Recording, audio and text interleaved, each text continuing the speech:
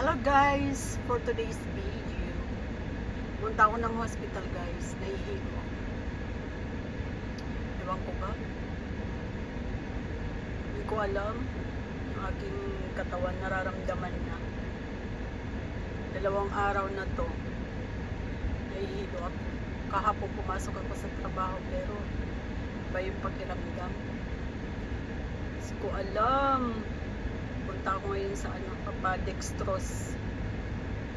Yun lang guys. Thank you for watching. Hello guys, andito tayo sa hospital at ako'y magpapadextrose. Andito tayo sa gilid ng hagdanan habang nag-aantay ng tawagin.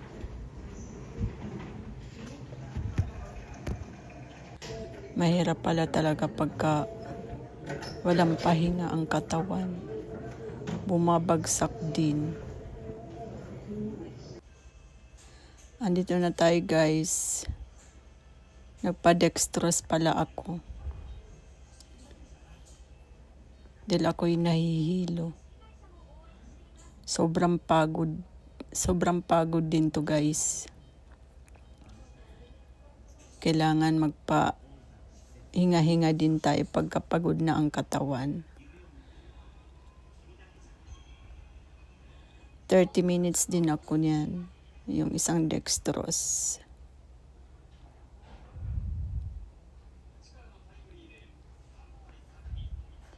At nabigyan na rin ako ng gamot.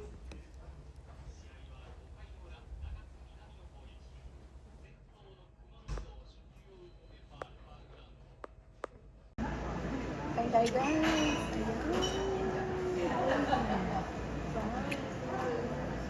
Ang lamig. Sutya, yan.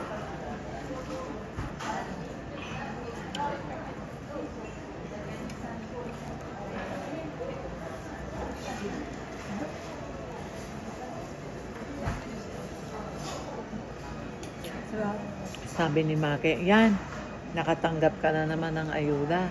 Ubusin mo na naman yan. Alam mo, titigan ko yan. Ito ng batang ito.